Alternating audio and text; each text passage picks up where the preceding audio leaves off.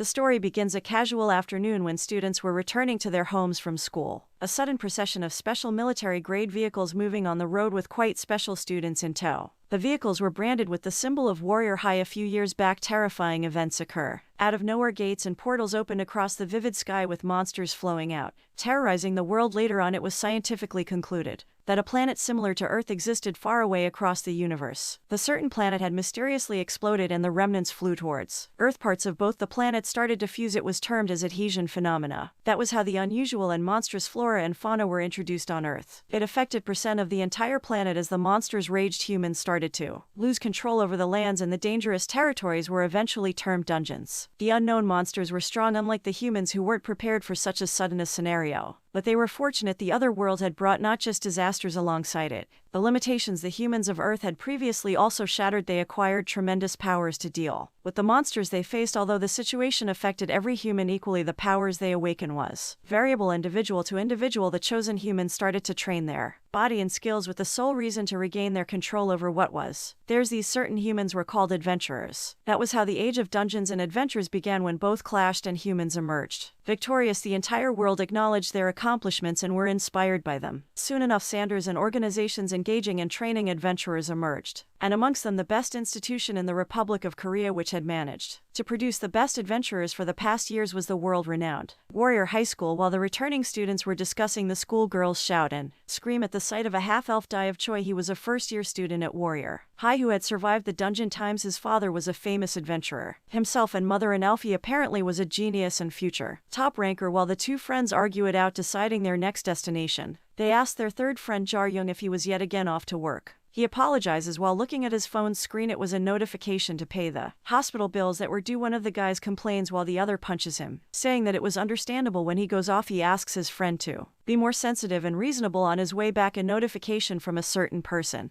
named Chief appears on a screen, notifying he at work and asking him to come over. He walks into a rundown subway where the apparent Chief Yiyuan shows him of the client of the day. At the sign of a student, the client shouts at Jehuan, demanding answers, since he asked for the best, but a kid had showed up feeling he was being scammed. Jario mockingly calls for the bodyguard the client had brought alongside him, as if a former adventurer. At his rude remarks, the client starts screaming yet again, but the bodyguard adventurer hushes him, decisive to beat Jar-young up and break a limb or two. He was Lee Pilju, a former silver-ranked adventurer who had survived dungeons times before retiring. Silver ranks were offered to individuals who had records of surviving dungeons for over times. Jariel, now hyped, lets loose. He exclaims that how he was unable to ask forgiveness. He was a first-year student who had survived dungeon raids times. Although illegally, he was a dungeon smuggler, while adventurers worked hard every day before their exit. Associations were to inspect the loot they acquired, since the circulation of something unknown and powerful would endanger lives. As such, the treasures and items are first inspected and then taxed. But there always exist individuals who break norms. The dungeon smugglers were people who would pocket such treasures and loot illegally, causing the loss to the society as a whole. The client shouts at Yiyuan, asking if he wanted to continue since Pilju had a sore temper and had previously killed one of his teammates. Yiyuan asks him not to be scared, but he argues, saying the kid would really die. Pilkier reasons, saying he was being dragged down by the apparent teammate and then hence trashed him. Jariel, now certain that such an act might have forced his retirement, but is cut off in his words by Pilju's rapid punch. Jarian dodges agilely Pilju punches yet again, which he blocks, and decides to return him a light kick straight in his face. Yiyuan asks the client to witness the best he had asked for himself. Jar-young is a bit disappointed since he expected a retired adventurer to put up a decent fight. Lee Pilju was astonished. He had thought of the smuggling team before him as a mere child, but the reflexes Jarian displayed were well qualified. As a pro, he rips apart his shirt and screams, decisive to beat him down. Adventurers took training to hone their awakened abilities. Pilju's abilities were sorted around body strengthening, which was why he was a tank, a position where one takes incoming damages to shield their party members. Tanks would train their physical bodies that could best monsters and even bullets, and top-tier tanks could even take missiles head-on. They were, in other words, a shield. Pilju uses two of his skills, Iron Skin and Giant Strength. A green aura now enveloping him. This was a real adventurer. He pummels the ground with his fists, blasting Jariel away. Yiyuan exclaims at his crude behavior. Jarian focuses on Pilju, who punches at his face but hits the wall behind. He asks why Jarian was suddenly being so distant. Jehuan analyzes that Pilju was almost at the level of a decent truck capable of pulverizing someone on hit. He asks Jarian to quickly wrap it up.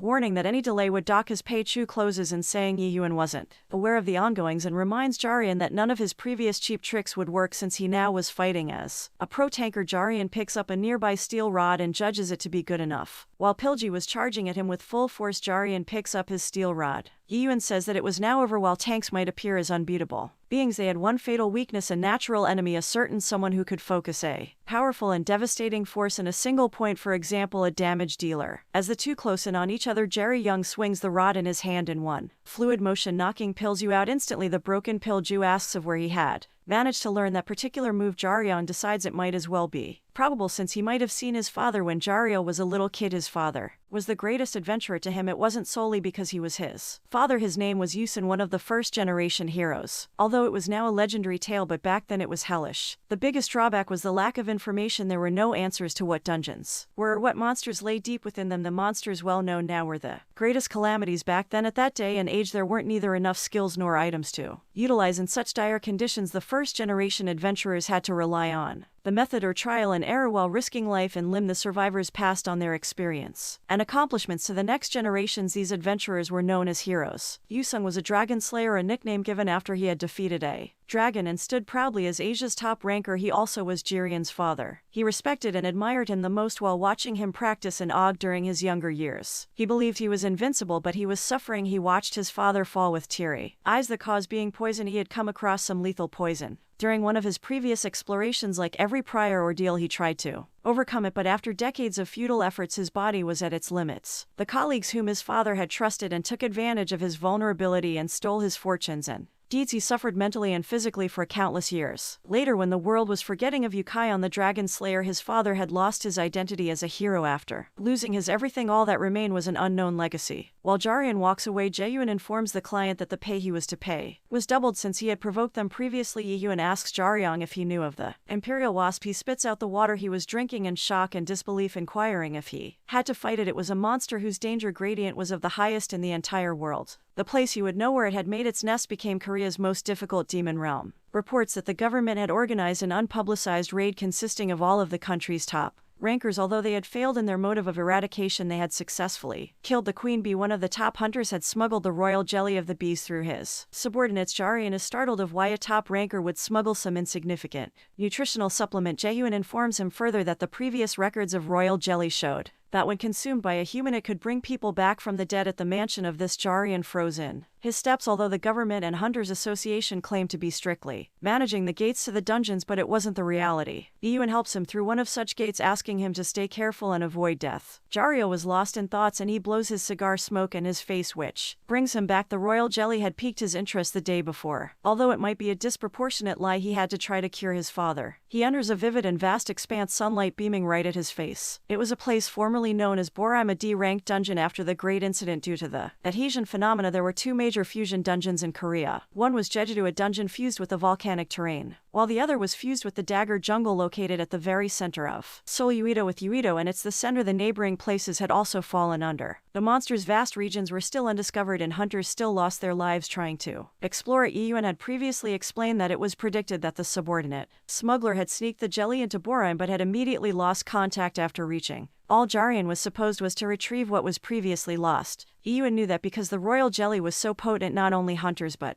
also monsters would be attracted towards it. He asked Jariel to solely focus on the retrieval and not get distracted throughout. He drops dead center into the agar forest. He already knew that the smell would be widespread, but is dumbfounded at the size of monsters it had attracted amongst the trees with birds chirping. Around, a black-haired elven girl with a bow ran past the trees and hid behind one. She was Jean Sarum, a first-year student at Warrior High who was currently in the most dire situation, although it should have been a pretty easy trip to the dungeon to her for her midterm exams, but the predicament she faced was a monster that should have never been there in the first place. She wondered if what an oblivious monster it was. The test assigned to her was pretty simple. Within the given time they were to collect as many coins placed within the dungeon as they could. The exams was specified in a low ranking dungeon to stimulate real-life combat prowess, which ought to have been quite easy. As she cowers behind the trees recalling the details, a humongous ape-like monster rips apart the canopy around. Looking at her, it smashes one of its 4 fists into the ground, sending her flying amongst the tremors and debris. It was impossible for her to run away. She knocks 3 arrows on her bow while the juvenile titan ape, a 3-star rank monster, stared at her. She shoots the arrows at once. The ape shields himself with one of his huge arms and swats the arrows like flies. When nothing significant happens, she powerlessly watches him raise his arm, about to smash her to smithereens. She weeps out the way of his punch, knocking 3 more arrows. She knew she could not pierce his hide, but regardless if it shoots, they perch at his wide chest as he waves his tongue at her as if mocking her as it charges towards her. She was anxious. She in reality was baiting him since the very beginning. As it closes and she notches a single arrow on her bow while aiming. Jean Serim belonged to an archer class who could imbue magic on their arrows. A magic ranger. The types of magic one could imbue on their arrows were numerous. She shoots it and activates her skill, flame bombardment. What she decided to do was an explosion of the highest possible degree she could manage. The offensive power was enough to kill a monster within the 3-star range, but only if it landed. She watches the towering ape in horror. She had nothing else to resort to now. She decides to escape, but the ape was too quick for her to outrun. As it reaches out towards her, a devastating blow blasts at his face. Jarian had arrived on the scene. She looks above her towards Jarian, baffled. The hint had smote the giant ape's chin. Although he had landed a considerably strong blow, it wasn't enough to take it down. He brings out an unknown gun-like item and dives towards the monster. Jean is shocked at his frontal assault. As the ape pulls to punch at him, he shouts the notified Jean to shut her eyes closed. Jean reaches out his hand with the unknown item towards the ape's face. He shoots it and a blinding light disperses throughout the forest. As Jean covers her eyes, the ape's eyes are overwhelmed by the light. As it screeches and screams in shock, Jarian lands and repents that he had used up all of his last of the stunning torches. It was made using the scales of flickering fish, an aquatic creature which lived deep within the marine dungeons. It possessed a trait to incapacitate any target, as such hunters loved using it in battles, but because of its highly effective results and poor usage by the hunters who grew dependent on them, its usage and production both were certified illegal by the government. He asks Jean to look after herself and speeds off. Illegal hunters or smugglers had huge bounty on their heads, and no hunter or human was righteous enough to ask for help without a hidden motive. If he was careless, he would be in serious trouble. He is alarmed and notices Jean following him. He speeds disproportionately fast for her to even take notice. She is astonished and confused. At this point, he jumps on her, pinning her to the ground, and inquires what she was plotting. She states that she just wanted to thank him. Jean knew that was a definite lie and probes her further. She too had recognized he was an illegal hunter and smuggler, but despite that had a job offer for him. He pauses and notices the Warrior High School logo on her t-shirt. He declares that he won't be excusing her for a 3rd time and walks off and affirms that he had no intention of helping a spoiled Warrior High student. She stops him in his tracks by stating the humongous rewards that were placed on smugglers and poachers. He, feeling threatened, instinctively turns with a fierce look in his eyes, but he is shocked when she furnishes out an item known as In Kill's Blood. She states that it would be just the down payment, and she promises to pay furthermore if he helped her the entire exam. Jarian had assumed she was just a wasteful brat, but that turned out be quite an understatement, since she was crazy rich. She replies that although she was crazed, it would be a life-changing opportunity for him. He knew beforehand that things would take such a turn. He says that although he didn't really have a reason to kill, he did say previously that she had only a few moments. As she staggers timidly, the ape pounces on them. Jarian throws his staff at Jean. He reminds her of how she had imbued her arrow with magic and asks her to do the same at the tip of his staff and pass it back to him. When she reports her magic power was depleted, he asks her to figure that out herself, since he wasn't confident of his bare-handed offense. As the ape punches at Jarian while Jean stares at the staff, trying to replicate her magic, but she only had a quarter of her powers left. She knew defeating the monster was way past her league and even considers running away while Jarian distracted the ape. She questions her own actions as she passes the now magical staff to Jarian. He is quite disappointed since it barely valued and a quarter of its previous might, but was sufficient for him. As a student at Warrior High, Jean had often heard of how fueled brutal strength alone was while fighting a monster, but if accurately launched and well-timed, it was the most potential in what hunters were ought to train for. Since her childhood, Serim was always differentiated, since she was a lucky girl what could acquire literally anything. The Ginseng Group, a business ranked 4th in the whole of Korea, the successor of the group, had engaged with another worldly elf, and the resulting child was Jean Serim. She held adventures in the highest respect and was anxious to become one someday. Jean recalls of her childhood. During a training day, her uncle states that it was impossible for her to become a hunter. Her performance was just slightly better than an average human's, and might be since her elf blood might have been weak. He asks her father, Jean Sunju, on why he was so persistent, who replies saying he was simply cheering for her desire. He justifies saying that elf blood wasn't a necessity for becoming a hunter. Uncle now reminds him, saying although she was better than most humans, she wasn't wasn't a child from a normal family. Although if she kept in it without giving up and surviving the brutal society, she might become quite decent. Young Jin has reminded her that talent wasn't an everyday occurrence like Maj and Sen receiving views in a day. Love and reciprocate the appreciation, dear viewers. Just know you're loved even if your love life is dry. Subscribe to be flooded with love.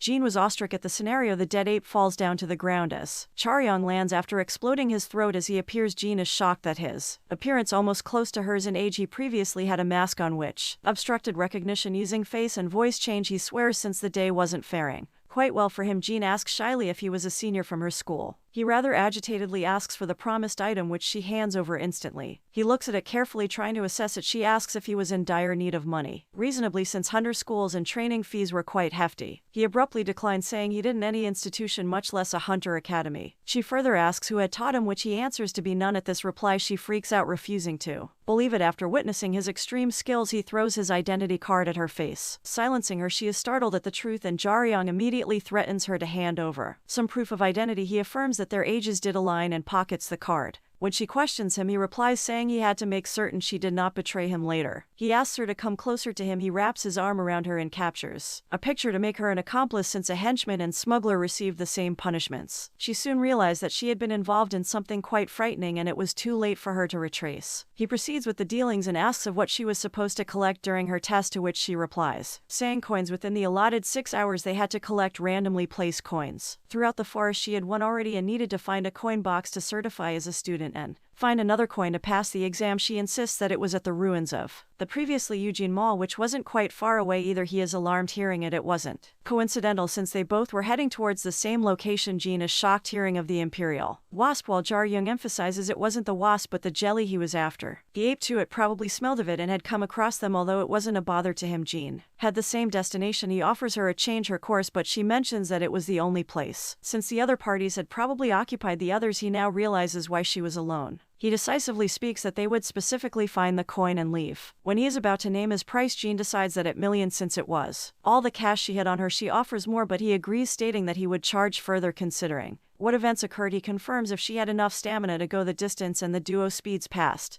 the forest. While Jean remarks at his speed, Jaryong feels conflicted, thinking he ought to have charged more. She asks if he had really taught himself, to which he replies saying not entirely. When he was about to speak, he cites 2 class raptors, rank 2 monsters, and immediately asks her to ready herself. Jaryong had never been trained before. His current skill set was earned by risking his life inside dungeons, but when he was young, he keenly watched his father movements while he practiced. That itself had gifted him with 3 abilities. Foremost Needleware used all his speed, power, and weight to stab at an enemy's vital points. It was a simple yet complex move. He had earned himself with experience, sense, and talent, a technique even high rankers struggled to achieve had been learned by him. They pause and discuss. Since claws raptors only moved in groups of 5 or more, they conclude that there were all kinds of monsters inside, baited by the royal jelly. While he decides on a quick break, Jaryong asks him of her previous query. He replies saying all he did was watch someone train, but since it was done sneakily, he could only learn 3 moves. She mockingly looks at him, relaying how she disliked him. She passes him a stamina ample, which he pockets. Considering the price he'd avail on selling it, she confirms that he was totally weird. Since she had drank the potion, he decides to make a move. He reminds her of their motives once more as they snuck behind some bushes. They were not to hunt but grab their needs and immediately leave. She was also to follow every single of his commands, and he also informs her that, as she might have deduced already, his ability was surviving. Sarum was confused at the emotions inside her. Since the past half year everyone had mistreated her, it was the first time ever she was raiding a dungeon with a companion. As they enter through the doorway to the mall, they notice a horrifying sight of high-ranking monster corpses sprawled across the floor. Jaryong asks her to stabilize herself, since although it was scary, she had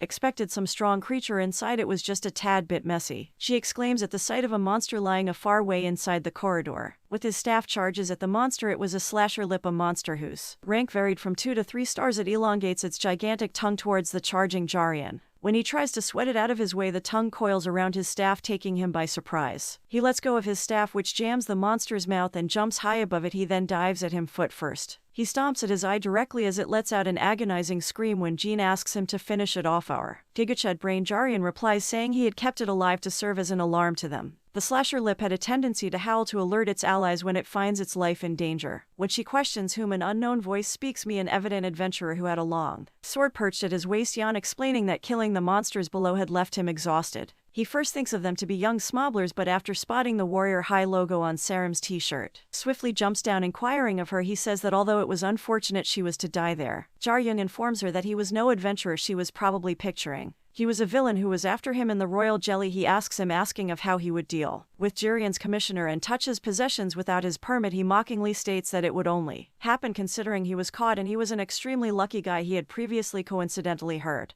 of his comrade smuggling something valuable. He had planned to kill the royal jelly smuggler, his previous comrade, on contact, but had unfortunately failed to finish him off. His wounded colleague had run inside the mall and hid in one of the many smuggling locations inside. Jaryung now understood the reason why contact and information had ceased during the mission. Although they hadn't clashed yet, he was certain that the hunter was a genuine adventurer. He was in a completely different league than the bodyguard he had previously fought. He asked Jean to quickly seek the coin she was in search of and leave while he bought time. The hunter sneaks in towards his face, his sword charged right front. He urges her to leave since she needed to exist for him to avail his payment. Jaryung blocked the sword with his staff as Jean ran away. The adventurer judges it to be a bad deal, but Jaryung knew better. He exudes a hefty deal of aura and slashes with his staff. The hunter was now baffled at how his sword path was red, and while on his thoughts, Jaryung kicks him in the face. He rises, speaking of how surprised he was that he had forced him into using his equipment. He had looked down upon him since he was just a youngster, but realizing that he was better than the average pros, he had to fight him properly considering the other escape. He asks him not to worry since it won't be long. His name was Young Dog Yune, gold-ranked hunter. A while back after the clash of Jaryung and Pilju, Yun was now munching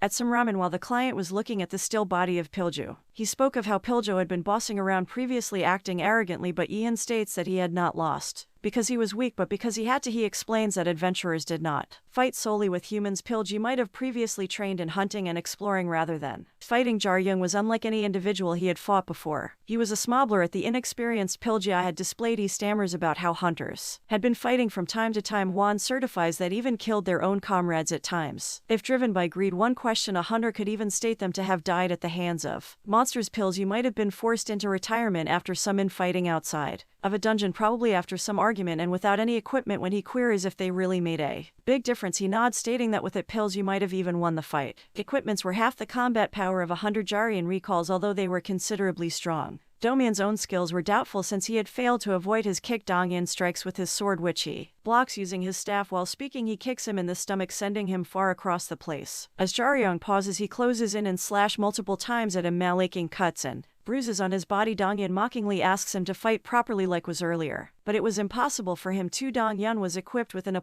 rank armor known as the Shade Jacket. It utilized the user's blood to physically empower the upper defenses of the user, and that had led to Billion's berserker-styled combat. Although openings were to appear, certainly if he approached carelessly he would definitely die. On suddenly slashes at his chest, taking him by surprise as he exclaims at his decency. Jaryung throws his jacket regretfully since he quite liked it. Jaryung states that he was way inferior than he had imagined since it was previously intimidated by the huge amounts of aura he emitted. He had barely been able to scratch him, a high schooler who had no equipment at all and was totally being carried by his armor. Dongyun gets totally pissed at such remarks and curses at him. Jaryun was certain that Dongyun was in a rush since he had to defeat him, find Saram and then silence her. The longer he stalled for time, the more impatient he would grow. As they are about to clash, Jaryung too now charges in, enveloping himself in aura. In his childhood he had learned a second technique while watching his father, but it wasn't possible solely with his strength. He had to implement the force of Dunyan's force against him. It was a skill he had yet to perfect. Its name was Swell. He literally blasts a minion far away. He himself had suffered injuries executing that move since he had never expected to use it in a fight.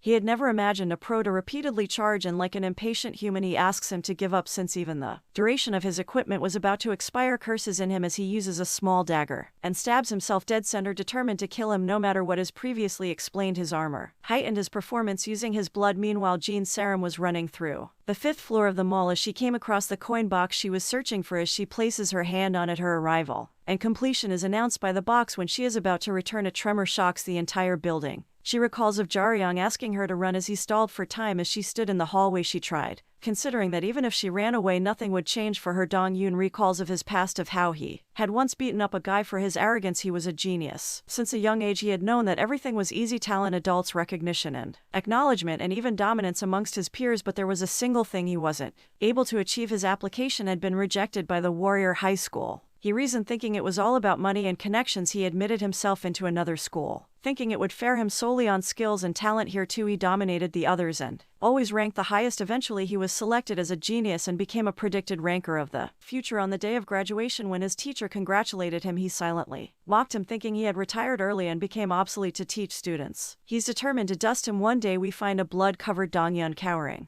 on the ground. All of his teammates were killed by a single monster. Another hunter had come to rescue and saved him, but when he approaches Don Nealon, he is stared down upon, similar to how he himself used to on others. He finally realized that his teacher's words were but a consolation to him, that he wasn't a chosen one but just another average individual, just a little better. Donyu now says that equipped Jack was made out of a live vampire who had agreed to pull all his blood into him as a price to kill Jarian. Jaryung distances himself, saying that he wasn't certain of what he just said, but it indeed was quite dangerous. Closes in on him with his enormous claw-like arm. Their strikes meet. Jaryung analyzes that his speed had not magnified. He yet again extends his arm towards Jarian. He praises him for have somehow blocked his attacks. Although he was now significantly bleeding, he furnishes the stamina ample Jean had previously given him and chugs it. Daniel commands his great reaction speed and talent and thanks him for the opportunity to let him stomp a talented person. He gleefully smiles and rushes in towards him. After drinking the potion, Jarian was grateful. His body was moving proportionally. The war-crazed monster Dongyun consecutively strikes at him, excited in his movements. Jaryung judges that since he was using his blood as a fuel for the equipment, he would definitely hit a bar. He plans to stall for time, bait him into rapidly consuming his blood and use his skill needle. Dongyun was already aware of his plans and abruptly closes in on him, when suddenly a massive explosion hits him. Jari, only shocked at the sight of Jean, who had managed to save him, he smiles that she didn't really run away at his call. He is sarcastically touched at it and uses his shaft to absolutely annihilate Dongyun with a flurry of attacks. In the now silent mall, Jean asks Jaryung if their opponent was finally dead. He denies any chances and clicks a picture of the unconscious Dongyun's proof he would neither chase her, since it would then endanger his life entirely, and decides it was good enough. When she inquires of what and how, he replies saying he had saved her twice, once and against the ape and next when she had followed him. He calls it even, although she would owe him in the future. The embarrassed Jean now shouts, asking if it would hurt him to thank her. They come across a pit in the floor glowing at the bottom. They descend down the stairs and the pair smell something sweet wafting in the air. They find the corpse lying on the floor with its back towards the wall and hands on the briefcase as if struggling, till the very end approaches and foremost closes his eyes in respect. He calls Jean and grabs the briefcase. When he opens it, he is baffled at the sweet smell, almost intoxicating. He realizes that since it was so exposed,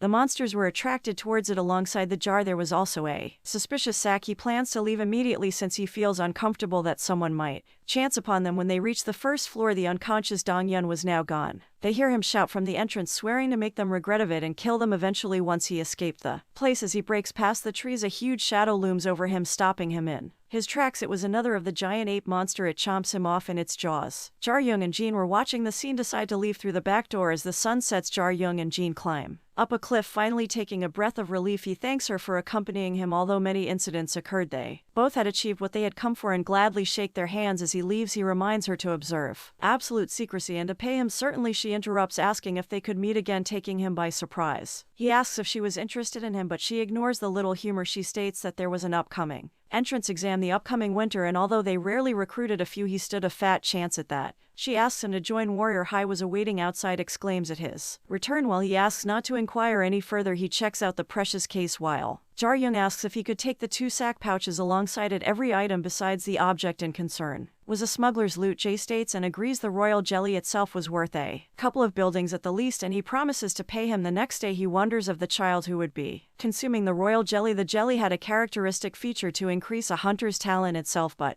had only worked on individuals who had not reached adulthood. He was pretty sure it was someone from Warrior High itself. As Jarian walks off the entrance, shouldering his back while looking at the sunset, he ponders if Warrior High Mel Hunter could adventure into a dungeon alone. Regardless of their skills, the situations could always worsen, which was why parties were formed of players who could complement each other while making up for the other's weakness. Jean explains that in Warrior High had political factions, and her grade consisted of 2 factions, and 2 of the top 3 of her class lead the factions. Jarian guesses correctly that parties were formed within these factions, and since she belonged to none, she was excluded. He asks if the teachers intervened, but she denies, since formation or participation in a party was the student's responsibility. She knew that she wasn't quite skilled as a hunter, but she was still capable enough to join a party. Even children who didn't belong to either factions ostracized her, the reason being one of the leaders of the 2 factions who, although indirectly, despised Jean's serum and was trying to isolate her secretively. She conclusively states that she had been surviving as an individual ever since and knew the future survival was bleak. She hence wanted to employ him after he joined in back at his home while Jaryung nursed his wounds. He pondered of this subject back at the dungeon Jean had reached the dungeon barrier, which was the finish line for the test, as she is lost in thoughts of Jaryun. A voice remarks that she arrived quite early. It was Kan Yunk, a warrior high teacher of the first grade and melee combat instructor. When she asks of why, he answers stating that in certain areas monsters would ought not have been present were cited as such a problem had occurred. Although there were any deaths, fortunately few students had requested to be rescued. Certain that the test was impossible, he inquires her if she had witnessed any problems. When she denies, he calmly asks her to get behind him, since another ape had showed up after her. She is shocked at the sight of it, which was surprisingly even bigger than the one she had faced previously. It was an adult titan ape, a monster whose rank varied from 3 to 4 stars. When teacher Kong approaches towards it,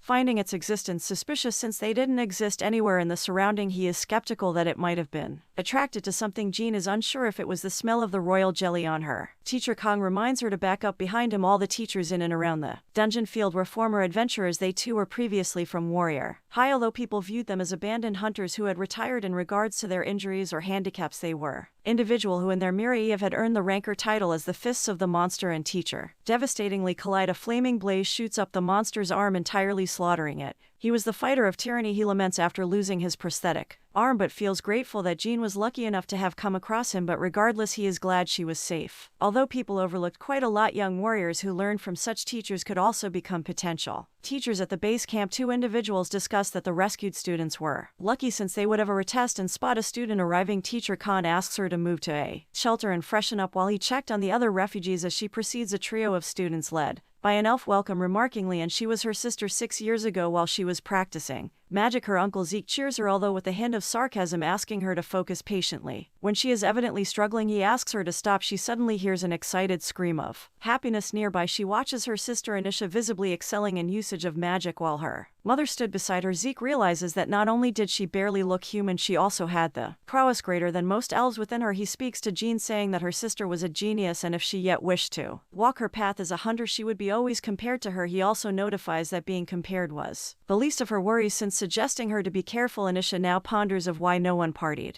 alongside Jean. Although it was evident she was the culprit, Jean asks her to party alongside her. If she was so concerned, she avoids answering by mocking her talent and abilities. She asks her not to overwork since there would be a retest. When she answers she had passed, she had again ridicules her and asks her to stop her futile struggles. Meanwhile, Jaryung hurries to the hospital. The doctors were standing in his wait when he asks if something went amiss with his father. They reply saying it was a relapse, which he didn't quite understand. They reply saying his dad's condition was quite severe and unique, since there were no other records of any humans surviving after being poisoned by a dragon's blood. They were unable to cure or improve his condition, and all they could was to subdue his pain. Momentarily, the doctor explains that the problem itself lied within the ingredients of the painkiller, which was the milk of a sky tiger, an extremely dangerous monster who was ranked at 4 stars. There was another potion being circulated amongst the hunters which increased strength and resistance for a considerable long duration, with even a small dose, as such companies had started to procure it in and hoarding. When Jaryung is enraged hearing this and questions of how could they not find a single seller since money was no longer an issue for him, the doctor explains that the amount required for the antidote every single time was almost times to the such potions, as such a considerable usage or purchase would drag the government in the matter. As such, it was doubtful if the government would save a single human over the prospective profits. He assures him that they would try their best on their end. While sitting dejectedly on a bench at the park, he calls Jean, who was amidst her training. He apologizes for the trouble and states that he had no other options besides her offer. When she inquires if he had some prerequisite condition after listening to the story, she promises to try her best in the matter and assures him that it was very much probable, since her company's development team was the one producing it, and the amount he needed to wasn't much of an ordeal either. He sighs at her frivolity and confirms to meet on the following Sunday, as she reminds her of a Warrior High recruitment examination with plans to prepare for it beforehand. He arrives at the Ginseng Group's Special Defense Industry Research Institute and fawns over the huge establishment. Jean shows up asking of his condition and health. When he asks the purpose of arriving at the research institute, she replies saying it was to measure his potential after the world had changed. Humans usually possessed abilities equivalent to rank D, but after the adhesion the scenario had changed for the early hunters ranked C demarcated geniuses, while B ranks were considered superhuman. She explains that the bare minimum eligibility for a hunter was to have 5 C ranks or above in strength, agility, stamina, intelligence, and patience. Magic was out of every concern, since it had always been a constant at rank D for all humans irrespective of day and age, and one would require at least 3 of their abilities to be ranked above B to be considered for Warrior High. Jarian, confused by all the minuscule details, inquires if it was similar to getting his physical test. She says that it was almost similar, but it was significantly different after puberty. Inside, he was equipped in a bodysuit.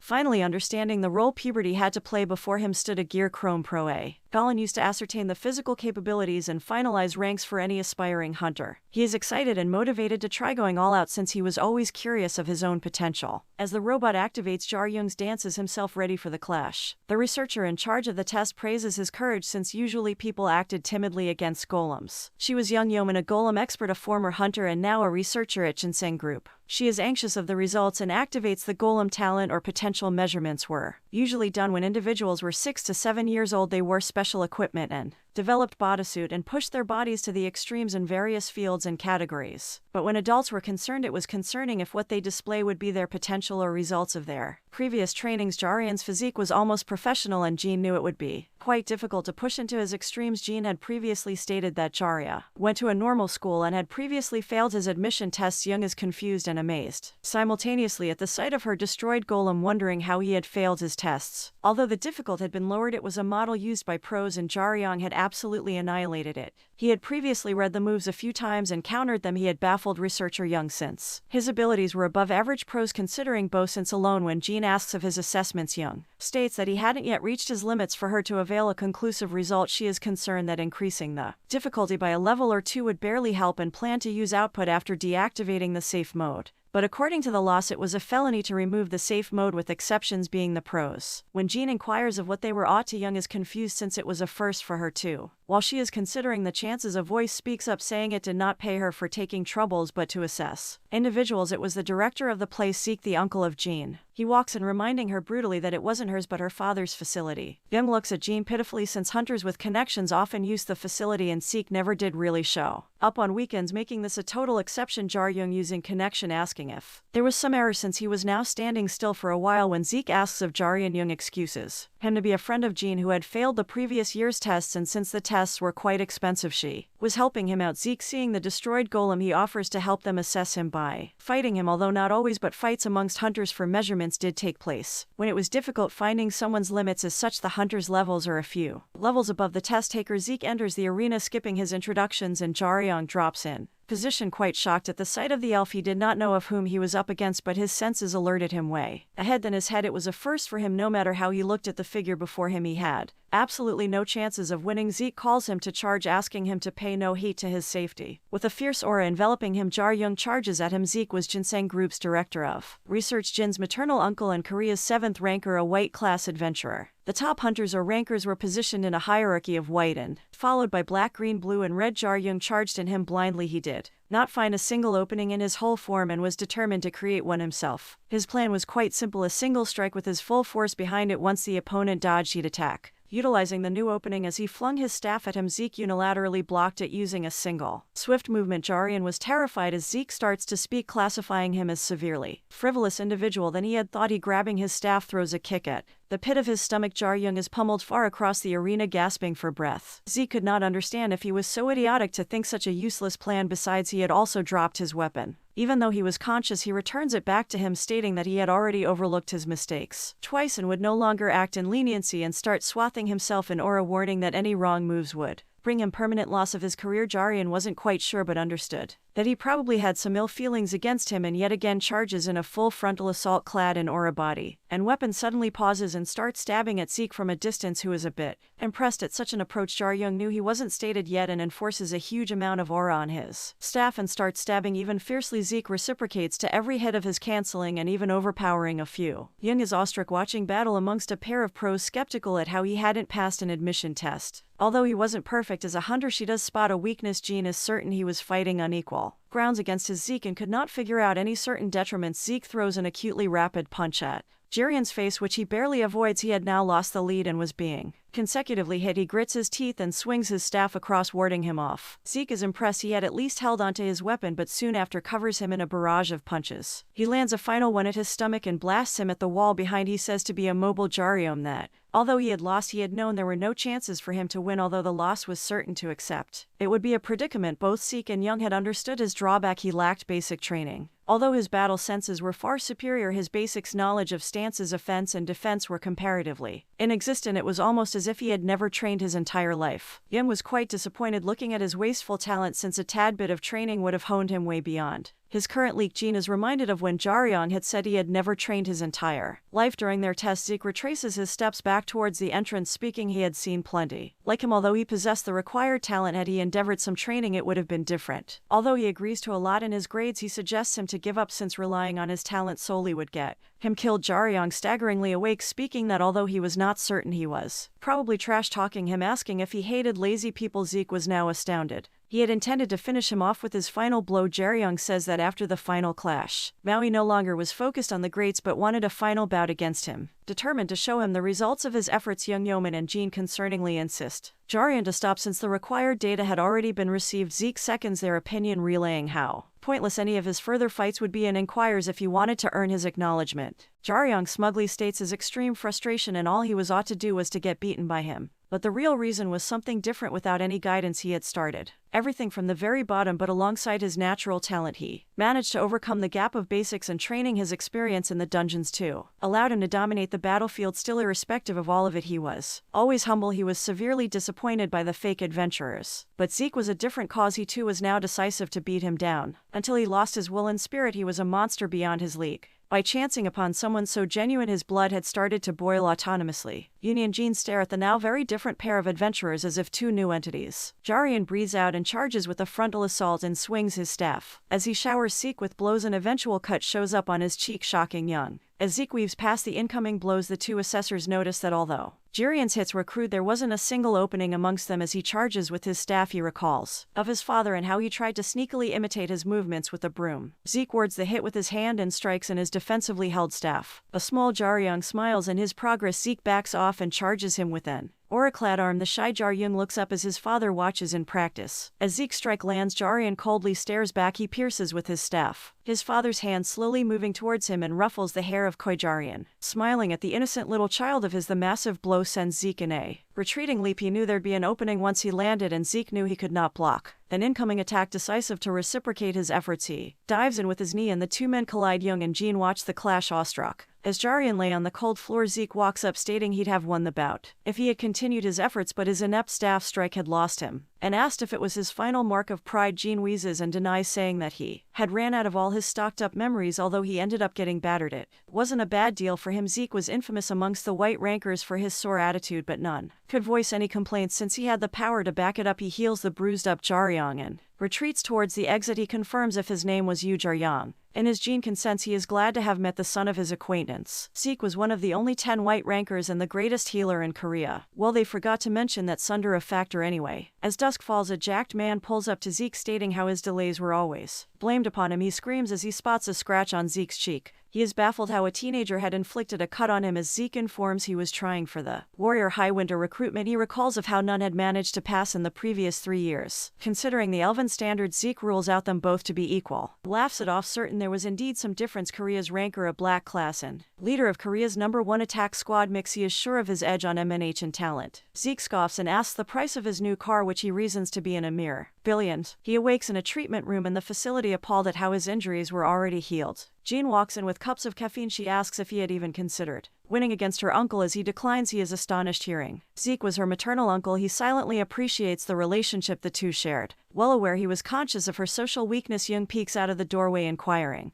of his health and confident the chief and healed his punching bag responsibly. Jaryong is startled at the fact of how, despite his overwhelming strength, he was a support unit. She gladly hands over his finalized test results as they anxiously look. He had scored a ranks in stamina and agility B ranks, and strength and patience AC and intelligence, and a constant D in magic. As Jean appreciates his results, he inquires if it was credible enough to certify as a first-class adventurer. One required a minimal B rank. While they were indicators, a balance of the statistics was also a requisite. A disparity in stamina and agility, or in strength and agility, were significant factors of failures. People with C ranks and strength, stamina, and agility alone were 1 in 1,000 and were combatants, but if the trio was at B rank each, it was even rarer and would certify as the few amongst the best adventurers. Mage in note time. Ability ranks define and determine a hunter's growth potential and efficiency in training. Although they are constant and innate, they do change with ample hard work. Or medicines and adventurer license requires all 5 stats above C rank 2 or more above B, both excluding magic or a single C ranked magic. Exceptions of talent, experience, and knowledge are also considered.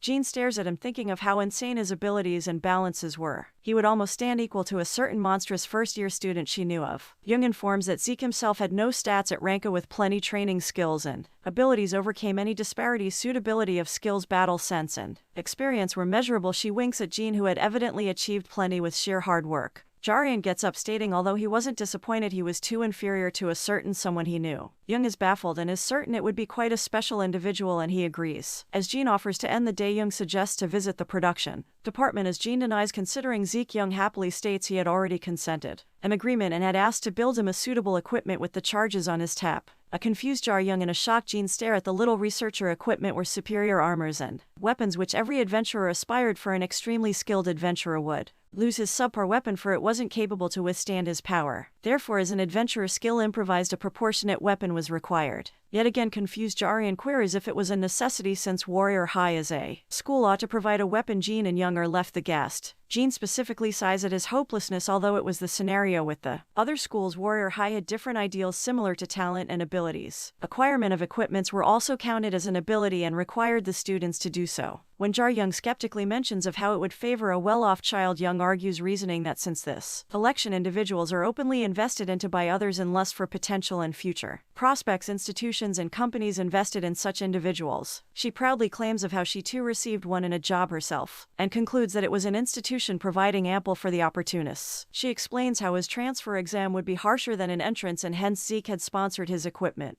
and asks to visit the underground refinery while also wishing him well. As they progress, Jarian explains how difficult admission was, since he now was certain, considering the efforts one had to implement. Jean evidently agrees, reasoning her monetary helped and was of the same. While he looked at her gratefully, she states of how the producer of an equipment was a decisive factor and of how the one at Ginseng Group was the best. As the elevator announces their arrival at the forge, they watched the massive underground smithy, previously a dungeon known as the Boiling Abyss. As Jean stared at the ginormous expanse, he is alerted as a huge shadow looms over him. He distances himself as a single eye glows and a dark entity approaches, cursing at Zeke for waking him up on a weekend. As he stances himself, Jean apprehends him, identifying the monster as the leader of the production team. It seats himself holding his cigar, clearly identifying himself as Thunder Hammer Argius, an elder titan. He looks and guesses his customer as either the human Zeke had sent to him or his niece. Jean informs of having sent the datas and stats, but he scoffs, saying it was dealt with his subordinates on weekdays. But since it was a personal request, he offers to personally validate the request and asks Jarian to try to hunt him. It was his culture to prove someone worthy of his blood, sweat, and tears. What a Winston Churchill wannabe, he declares Jarian to be unique, considering his acquired hunter eyes and refined warrior hostility. He offers him to attack him as he unsheaths his staff. Jean declines, but he declares his zeal to never back down on such offers. He charges as the Titan watches and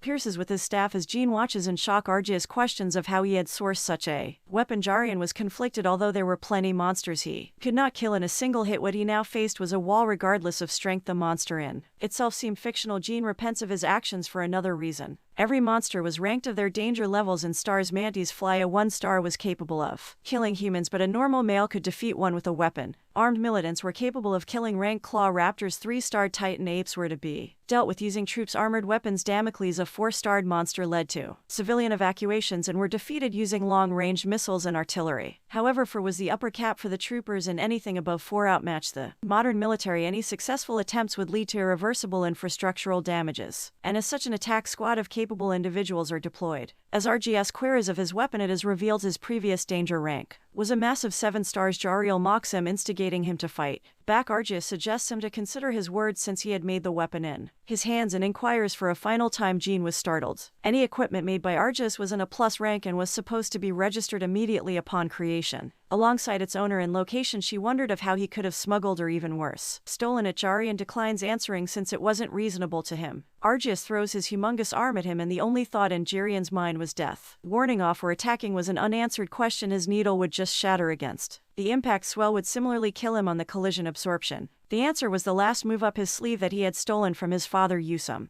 Although the Titan is alarmed, his momentum carried his armed scientist mage in time. The law of force is called when two forces collide, the greater force prevails, but when indifferent and precise it could redirect any influx of force. And that was Jirian's final weapon. Jin watched in shock as he parried the blow. Jariel approached the only weakness he could utilize, his needle against the eye. Argius grabs him with his prosthetic claw, squeezing our protagonist. Sounds bad actually, Jin shouts, asking him to stop. As a special naturalized species, he was only allowed to hurt humans when in considerable danger. I doubt someone could even endanger a 7-star monster. Releasing Jarian, he affirms to not hurt him any further since he now knew of why the weapon was in his hands and Zeke had woken him. He apologizes to Jarian, assuring he would repay his mistake. He had last received an injury after years. He asks if they knew the reason of his defeat when Jean states of how he had been defeated by Gayback Squad. He denies it was a single human who had cut off his arm and spared his life years ago as he raged and wreaked devastation. A single human charged at him with his axe. Looking at Jarian, he informs that it was his father himself. Elder Titans were the strongest amongst all giants, with an almost endless lifespan and not more than were known to the people on Earth. Besides their monstrous physical characteristics, they were celestial equipment creators, the power to create an equipment with special powers or artifacts resided innately within them. Besides them, the only ones were the dwarfs. But unlike the Titans, they had decided to coexist with the humans. The Elder Titans refused coexistence and looked down upon the humans as worthless. During the Argius subjugation 3 decades ago, the Gayback Squad faced the automatic doll Colossus of rank stars and variable made by Argius himself. While there was a lack of communication, Colossus attacked the shielding tanker. A swordsman zapped past the figure and slashed at the giant, but to her dismay it had but barely scratched its helmet. Blasts her away with its shield. Gayback Squad, one of the best readers, now cowered in fear. With 7 defeated already, another one kept appearing.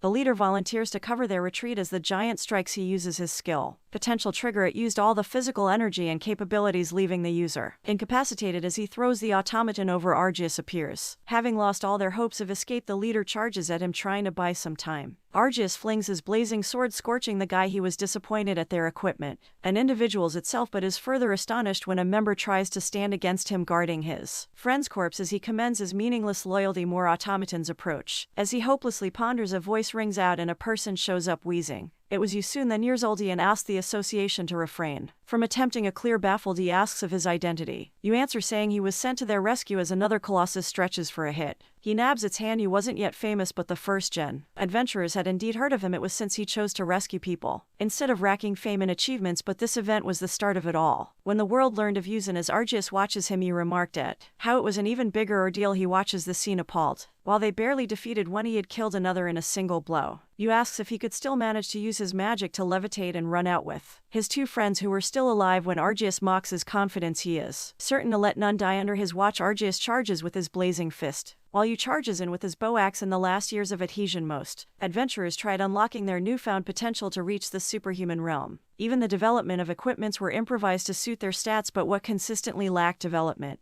was their execution. The solution was human development, which only a few witnessed and started researching and developing. Yu Sung was one of those. As the mage exclaims of his victory, Argius speaks, yet again disappointed in his disproportionate weapon. Since he was unpopular, he could not avail the certain digits of best equipments. He looks behind him, glad at the trio's great escape. Although his skills were excellent, his axe was too inferior to take any more damages. Declaring it was the end of the fight, he brings down his weapon. Argius is alarmed at how he hadn't redirected his strike but blocked it and used it to rebound his own strength. That was the origin of the skill Jarian would later learn swell. He had cropped off his left hand and overwhelmed him by a single skill. Argius was certain of his story's popularity now, of how the hero had taken down the monster with the strike of his father. The monster in him had died and his life was then at Yuzong's disposal. Since Elder Titans never bowed, he was exiled. Since he had killed no humans up until that point, he was furthermore issued citizenship, but considering his crimes, he was punished to work and create equipment in artifacts, and the staff in Jirian's very hands was what he had created to honor him. Although he had never asked for it, he was deemed worthy of such a weapon.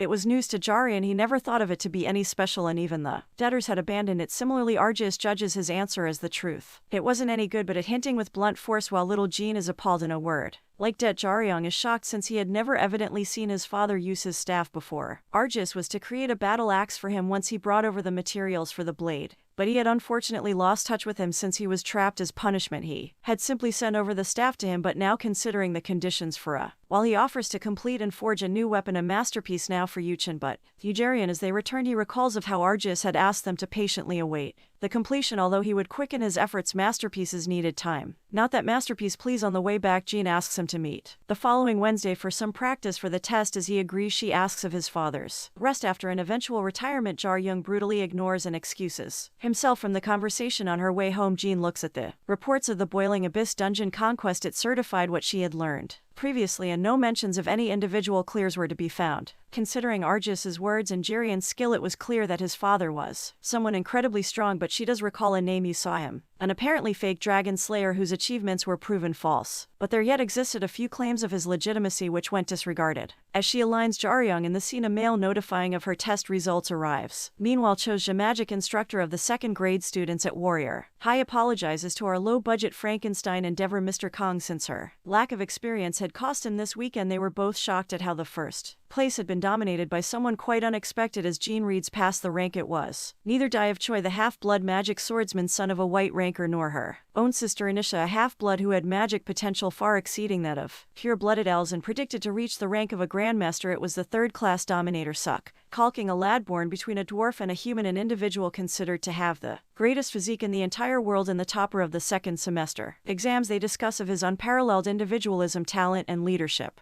but lacked the interest to indulge socially, and even the entire kids of the school were afraid to approach him. Kong assures her of how certain concerns are answered unnoticed. For days later, on a Wednesday, as a pair of boys ran into the huge chill unaware, surprisingly enough, he timidly apologizes. While they run off with apologies, he tears up in his sore lock. He dearly missed his mother constantly. Suki Bin, his mother, was busy working in Northern Europe as a renowned South Korean adventurer who recounted of her childhood to young Chili, who eventually grew an admiration for the country and culture. With his circumstances and talent, he was accepted into Warrior High, but with a major issue: he was terribly introvert. He was scared of being laughed at, and people eventually avoided him. He passed through the first semester as a lone wolf, although unintentionally. As he walked past the street dejectedly, he spots a PC zone and recalls of his mother. He was confused at the new experience. As he noticed people behind him plying him to hurry, he plans to return, finding his lone enjoyment pointless. A voice speaks up to him, volunteering to show him through the registration. It was Jaryam. He had showed up since Jean was running delayed on the day she herself had announced to meet. He had planned to otherwise visit the black market and sell off his loot from the Agar dungeon, a smooth and unknown black hexagonal item from the same briefcase as the royal jelly, and alongside the ink Kill's blood. And Kill was the tyrant of land amongst the three great disasters in the Agar jungle. Although countless attack squads tried hunting the beast, there was no eventual success. The best achieved were a few scales and an extremely small amount of blood. As the government forbid the hunts, the blood of the monster became priceless. He was supposed to meet that same noon and go to the black market at night. After the adhesion, entire cities were destroyed. The areas close to them were soon abandoned. These abandoned areas between the dungeons and cities also served as a second layer of insurance in case monsters escaped. But in the last 2 decades, there were no reported cases of monsters willingly invading a militant monster transport truck. Passes through such a check post as the 2 agents in the truck, Joanna and Sun Chang-woo, hear of some ruckus. Joe voluntarily descends to check while some lay in wait, but a different individual climbs in, asking him to move if he wanted to avoid his untimely death. Meanwhile, Jar Young had bagged the match alongside Chili while exclaiming at the great food. As Chili is about to answer, a huge tremor shakes the entire building just outside. A truck had slammed into the building. As people recorded the scene, the mysterious woman, now atop a building, said that the destination wasn't populated enough. A voice blurs from the cell asking her to escape, since adventurers would soon flock the scene. As he complies, dejectedly, horned horrors tore past through transport truck while the civilians watched in horror. As the people run frantically, she vanishes, betting at 100 deaths at least. Jariel wove through the attacking monsters and kicks one midair. He glares at the shocked men, asking them to scoot. Although he had previously fought against them, the one horn were easy to deal with. The 2 horn pounces on him. Horned horrors live for 5 to 6 years, but the ones who grew a second horn could grow stronger, repopulate, and live longer. But they weren't something of an ordeal to Jarian, but the issue is his own durability. Compared to the tankly Pildu, they were at least 3 to 4 times stronger. And irrespective of his weapon, he was naked for a fight. He jumps across as the 2 horn punches apart the wall to pieces. Its danger rank now at 3 stars. Jarian finds a battered signpost at his feet and decides to implement it.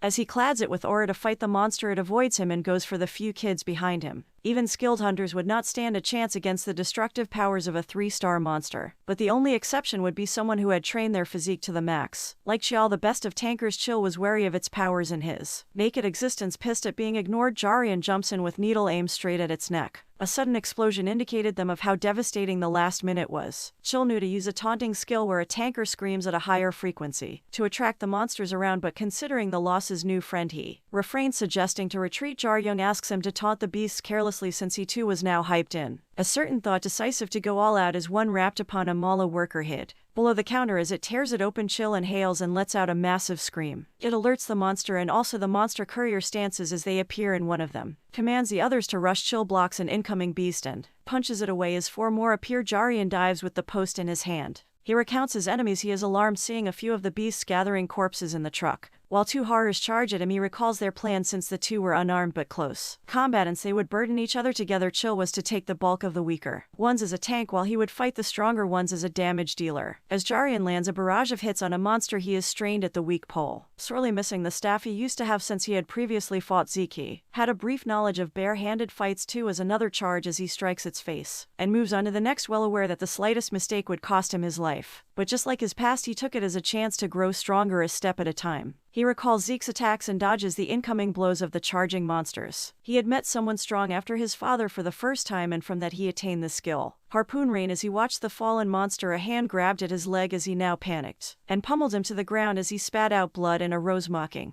the disparity in numbers as the beast released to punch him. Chill rushes in, knocking him far away, while Jarian consenting their team lock. Meanwhile, 2 college students were recording the incident and amazed at how they had defeated dozens one-sidedly. They guessed them to be ranked gold or super rookies since the sheer number of defeated monsters were. Shodong-yoon asks Kim Chong-hyun to edit a thumbnail, hoping he could have bagged a few million views on upload. Chill was now confused at the delay of the rescue teams and of how they had managed to defeat all the horrors. Jarian asks the contemplating Chad for a hand as he helps him up. He reports of a few fractures throughout his body. Chill commends him for the 2 defeats, while Jarian states of his 9. As he inquires of his school casually, Jarian asks of his ranking in his class in Warrior High. When Shio ranks himself around the middle, Jerry Young realizes it might be quite tough for him soon. Although all the monsters now lay dead, one certain had avoided Chill's taunt. Although it was an unsuspicious one-horn, but something in the truck surely was. The monster is suddenly dragged into the container while it tried crawling out. Jariel knew it was being eaten. Chill was alarmed. Amongst the horned horrors, the 2 horned acted as parents and chiefs, leading the 1 horns around. They often joined alongside other tribes to survive at the bottom of the food chain, but there were a few rare occasions when one would mutate as a 3-horned mat as the chief of some tribe of tents. But a king of hundreds if not thousands, 3-horned horror wrecks of 5 Stark Calamity walks out as they stance. It charges towards them with an engulfing red aura. As it charges, Jar-Young offends with his pole, but it shatters the piece of iron below and batters Jar-Young as he flings away. Chill tightly grabs the monster, but it grabs him, pivots its foot, it lifts him up and floors in devastatingly. Despite the 2 being subpar geniuses who would reach greatness with courage, skill and intuition, the gap in experience was too vast. As Jariel rises in protest, it yet again launches an aura-clad blow at him, but is shocked beyond fear. Even before Yusol had lost himself to the world was unaware of him,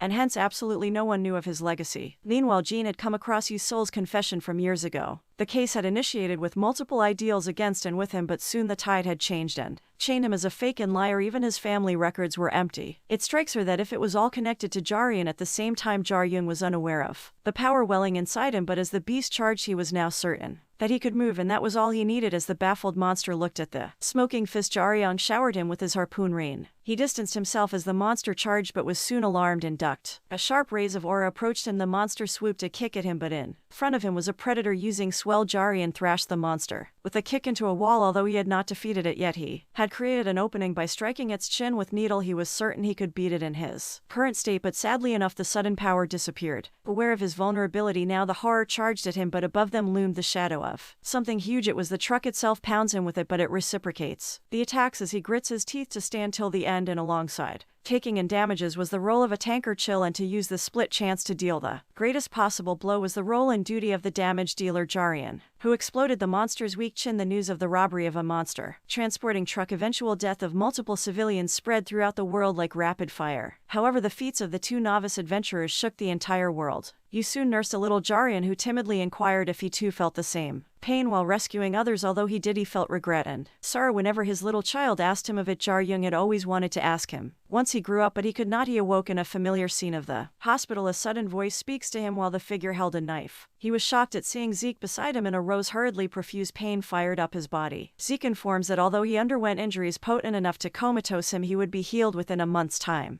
Jar-young asks to inquire before he spoke any further. Zeke informs that he knew well of his father since they were acquainted. Jarian shoots his arm towards him and grabs the peeled apple out of his hands. He asks the baffled Zeke if he thought he would attack him as an apparent comrade of his father. As he tries to speak up, Jar-young insists to incapacitate himself to prove his point, assuring him it was a joke. He states it was what he felt until a few years ago, but later matured to focus on his father's treatment and hospital bills. Zeke straightforwardly inquires of his reasons to not have been registered as Yusun's child, or as to who had taken care of his upbringing. Jarian clarifies he had grown up alone ever since his father was hospitalized. Zeke further asks if he knew of the name Doug, as he denies and queries of why. Zeke states that it was a world-ending dragon and the very source of his father's poison. It was the vicious of all elder dragons which existed till the very date. Dragon were a name feared by all, in the adhesion as walls and potential adventurers emerged. Hopes of survival were garnered, but exceptional beings which could destroy the walls. A superior species dragon emerged. Although hostility towards humans wasn't uncommon, they sought humans as an exploitive target. After the laws disappeared, they refrained to chasing humans to extinction, but sought hierarchy to play as gods while offering protection. But when things went astray, they threatened the humans with their might, and that was when Yusun had appeared. Without strategies and determination, he proved they were defeatable, which changed the entire world. Damn, how is the world so fine after an entire world crashed into it? As Jarian concludes that they went into hiding, Zeke refutes that they had but changed their strategies. Using their sly minds and wit, they started integrating amongst the humans by changing their appearances. He was informing him of the classified reports since he was Yuzong's son, and if he intended to pursue adventuring. Duganig was the dragon Yusung had been following before falling to the poison. Defeating him might even earn Jarian a chance at curing him. He ensures to certainly create an opportunity for him to kill the dragon, but if he grew stronger as an adventurer. Jarian looked at a card in his hand and recalled of Zeke dragons hid behind ample facades and then wait for a perfect chance. Even if he obtained the evidence and managed to reveal it, it was pointless. Unless he could capture it once exposed, they'd simply hide again, which is followed by distrust and despair. A quick, precise, and clean move was required before they even manage a chance to hide. They had been preparing for capturing Duganik for the past couple years of highly skilled and capable individuals. Despite his desperation, if he failed to grow strong, there won't be a spot offered. The fact that a member would drag the team down was unacceptable. When Jarian asks of the deadline, Zeke informs that the missing factor was Duganag's location, which they predicted to find within the following 2 years, if not earlier, and even if he failed to meet the standards, they would yet assault the beast. While washing his face, Jarian was shivering at a chance of curing his father. It wasn't fear but determination and excitement. After years of hopelessness, the fire within him finally kindled. A nurse walks in, checking on his health. He is astonished hearing of how his arm was reconstructed. Considering its damage, she assures the doctor would explain and help with his muscular pains, but he further asks of Chill. She reports him to have been discharged the same day. Due to his incredible recovery speed, he is confused when she inquires and clicks a picture alongside him. He asks if he could check out, but she advises him to not approach the main door since reporters were flooding the spot. As he asks in confusion, she shows him a post on her phone where he was spotted fighting and preventing myriad casualties, which eventually led to their fame. She hands him a bag which is instructed by his friend to help conceal his identity. It was of course from Jean Serum. He finds a rope in a handy window. Our Manhwa friendly Rapunzel descends with a sore back, waving back the nurse. Jean was awaiting his arrival on the street in full blame as Jarian hops in, curious of the bag. Jean explains it had clothes and a phone and asks him to cease with his emotional looks as he states his motive to rest for the day. She informs it was for the adventure uniform, and it was by the greatest tailor himself. The materials for armor were divided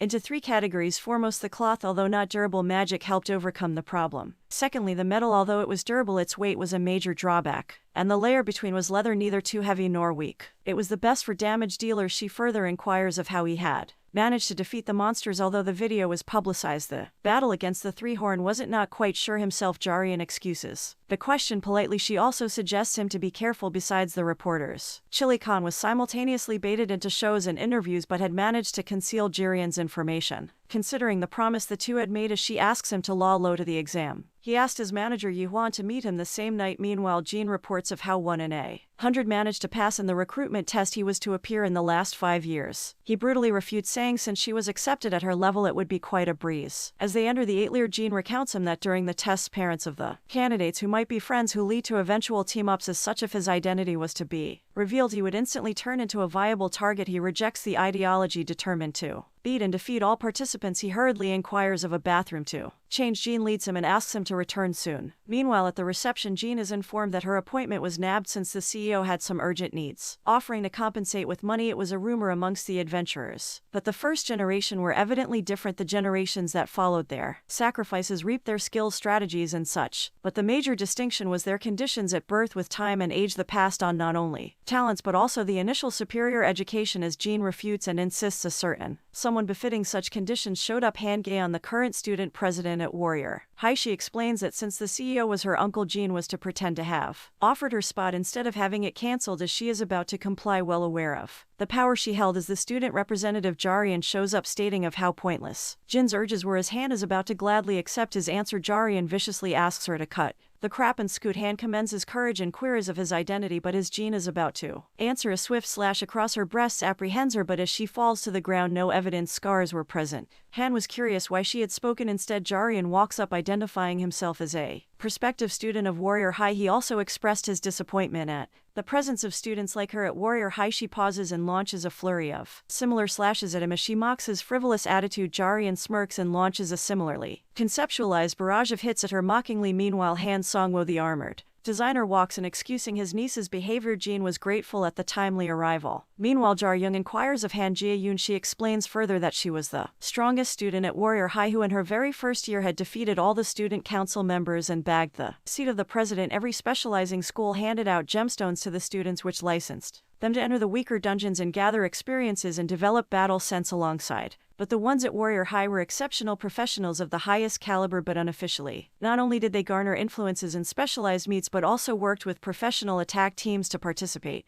in raids against monsters, scaling up from 5 stars, and as such the student council members were considered pros who would achieve the title of rankers further down the line. As Galen is about to leave, Jariel offers to make a bet through shadow sparring, where one who touches the other first or manages to push the individual out of the ruled area wins. He bets his slot in time with the designer against her position as the school president when he entered the school next year. Without any forethought, Gaeon gladly accepts the terms, while Jin's poor soul left her body. At the 8th durability test room, the pair stood facing each other. As their fierce auras raged around them, Jin recalls of his answers. Although he knew he could not win against her regardless of his health, he was certain he could pull off something way better. Jean wonders if he was attempting to lose on purpose to get on her good side, but rejects the possibility quickly. Meanwhile, the 8th apologizes for Jun's unreasonable but truthful behavior, but Jean refutes, stating of Jirian's stubbornness. Although he wasn't sure quite yet, he was certain it wasn't his stubbornness. Gao offers to use a single arm to make the fight fair and interesting. Jariel welcomes the initiative as an excuse for her loss. Agitated, she zaps past the distance between them and throws a kick in his face, which he barely avoids. Both the spectators were appalled at the sight, while Jean wondered if she was capable enough to fight such an individual. Songwell queries if he was really a transfer student with such incredible skills. He was, after all, the former St. Green ranked adventurer. Although his talent was evident from the received data, what he saw was quite